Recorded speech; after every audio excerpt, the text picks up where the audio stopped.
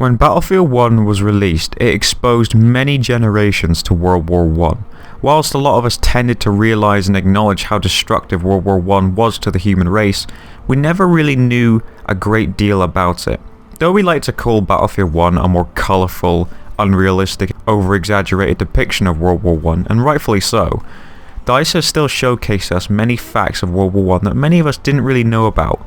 DICE has dug up a large portion of history that if they didn't do, it could have been buried and completely forgotten about in 50 years' time. And unfortunately, that is already the case with some historical periods that have no connection of memory to anyone living today, and unfortunately will never be acknowledged by today's culture. And DICE plan to bring us more World War 1 our way soon, with the DLC expansion packs they release, post-launch. And the DLC that caught my eye the most out of the 4 they're releasing, and I think for many others as well, is Apocalypse, the 4th DLC that is supposedly coming early 2018. And this is the line DICE have given us to go with this DLC. Go over the top in the most infamous battles of World War 1. Conquer bitterly contested grounds with brutal tools and unique weapons. Born out of desperation and deadlock. Never before had the nightmarish horrors of the Great War been closer as you descend into hell. Prepare to enter the apocalypse. The definition of the word infamous is to be well known for bad quality or deed. So in other words, it's well known for the wrong reasons. And that is definitely the case when it comes to all of the battles that took place in World War 1, or in fact any war in history. The amount of new things that I have learned about World War 1 because of Battlefield 1 has made me not just want to stop there, I wanted to learn more. Parts that perhaps didn't make it into the game itself, as of yet. So in this video, with the hype starting to build around the Russian DLC In the Name of the Tsar, let's take a look at some of the battles that DICE might touch upon when they release Apocalypse. With the hundreds of battles in World War 1 that occurred, it's impossible to name them all just in this one video. Some of these battles are so big in scale that they could be a game on their own. Please keep in mind that in this video I won't touch upon those who have already had a mention in Battlefield 1. So for example, Verdun and the Marne, which got a mention in the They Shall Not Pass DLC, and Gallipoli, which is set to be a setting in the Turning Tides DLC, won't be mentioned in this video. Number 1. The Battle of Tannenberg, August 26th to August 30th, 1914. After Russia declared war on Germany, France would then soon have to follow Russia because of the alliance those two countries had at the time. When France joined the war, the German leaders decided that it would be best to take the fight to France first because of their smaller troop strength, and afterwards then focus on Russia. However, Russian general Alexander Samsonov successfully predicted that the Germans would march to France first. So around 250,000 Russian soldiers marched to East Prussia. Samsonov took his second army to the southwest of East Prussia, whilst General Paul von Rennenkampf took the first army to the northeast. One big mistake that historians and military leaders have picked up from this battle that the Russians made was that the two armies that they had advancing together were too far apart to support one another, and the state of cooperation was very unlikely because apparently the two generals that were leading the armies hated each other. Germany, under the command of Paul von Hindenburg and 130,000 men strong, were expecting attack from behind and stationed many of their troops with a solid amount of defensive weaponry. They were widely spread out but still close enough to successfully cooperate and support each other. The Russian armies were exhausted due to the long marches they did every day as they marched towards East Prussia. It's been said that they were advancing 10 miles a day, and when reaching Tannenberg on August 26th, they would stumble into the German ambushes. The well thought out German defences made it incredibly easy to cut down the Russians. The mistake that the generals made to distance the two armies too far apart made it impossible to communicate and cooperate with each other during the battle. The battle lasted 4 days, with the Germans successfully defending Tannenberg. By the end, Russia had suffered 80,000 deaths, with 90,000 taken prisoner.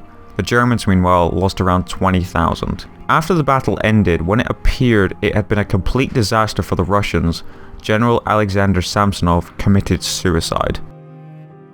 Number 2. The Battle of Arras, 9th of April to the 16th of June 1917. The Battle of Arras was another Allied attempt to advance on the Western Front after the war had slowed to a stalemate on the Western Front for almost 2 years. The Allies had 14 divisions that would participate in this battle, consisting of British, Canadians, Australians, New Zealanders and South Africans. Meanwhile, the French were to launch the Nivelle Offensive, which is what actually the new night map in Battlefield 1 was supposed to be based on. They were to launch that attack 1 week after the Allies took the fight near Arras. The plan was to overwhelm the German defences and push them back. The plan was seemingly coming together well, with orders coming in swiftly and clearly. Unfortunately for the Allies, on April 9th, the weather decided to work against them. A huge snowstorm raged throughout the night and prevented any artillery to be deployed further up the lines. The Allies were unable to launch any artillery bombardment, which is occasionally what they would do before launching their attack. Despite lacking in artillery and the French actually failing in the Nivelle offensive, the Battle of Arras ended up becoming one of the most successful Allied advances during the war. Most of the ground that had been gained, however, came in the first day, so whilst it was a success for the Allies, they were unable to achieve a breakthrough. Nonetheless though, a successful operation. But it came at a cost. The Allies had suffered around 158,000 casualties, while the Germans lost around 125,000. In total, 283,000 men died at the Battle of Arras. The Battle of Arras has also become a defining moment for the Scottish. Arras saw the greatest involvement for the Scottish battalions in World War I. A total of 44 battalions participated in the battle, and it is known that 158,000 of those casualties that the Allies suffered, 1/3 of them were Scottish. Number 3. The 100 Days Offensive, August 8th to 11th of November 1918. The final 100 days of war saw the Allies launching a series of attacks against the German lines. Throughout the final 100 days, many important battles took place, such as the Battle of Amiens, the Battle of Celle, the Battle of Bapaume, and the Third Battle of Cambrai, which is actually a focus point on one of Battlefield 1's war stories in the campaign. All of these were a success for the Allies, and the Germans were unable to launch any major counterattacks to perhaps make the Allies slip. One reason for the successful fast advancement from the Allies in those last 100 days was that they had learned to coordinate an attack by using both infantry and artillery. This was actually used quite frequently during the Battle of Amiens. Reinforcements were at a healthy rate for the Allies by August 1918. The United States had been able to deploy over 2 million men into combat. Meanwhile, Germany and their allies had been collapsing, losing 75,000 men at the Battle of Amiens. Around half of them were taken prisoner. And when the final 100 days were over, the Germans had suffered 760,000 casualties by the end. And although the Allies claimed victory, they suffered just slightly less losses as Germany, about 700,000. So in total, that was 1.4 million casualties in the last 100 days of the war.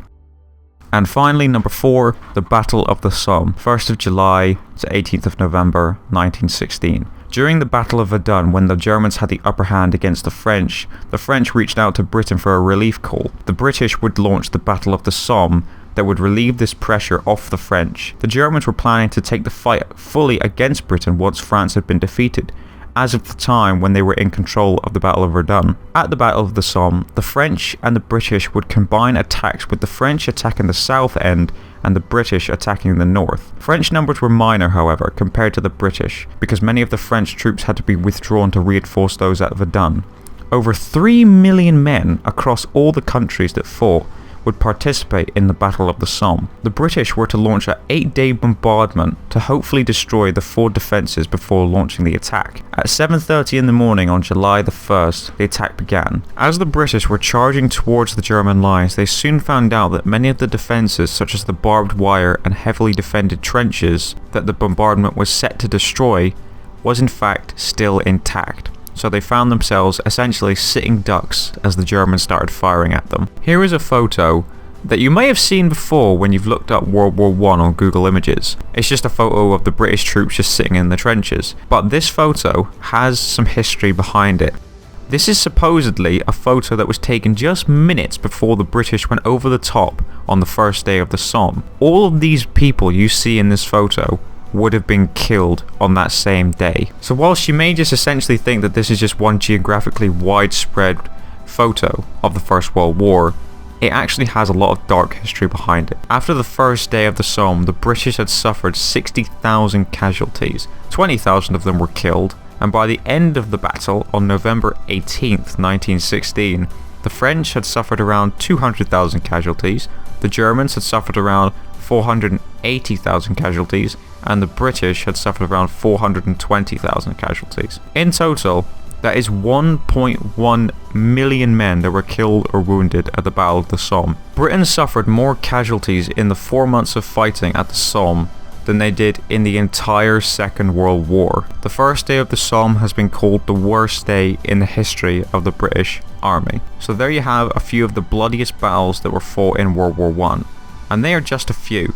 With the hundreds of battles that took place in World War I, DICE have so much to choose from. For this being my most anticipated DLC of the upcoming 3 that have yet to be released, and now having done some research on potential features that it might showcase in the DLC, it makes me appreciate it so much more. And hopefully the same goes to you guys as well.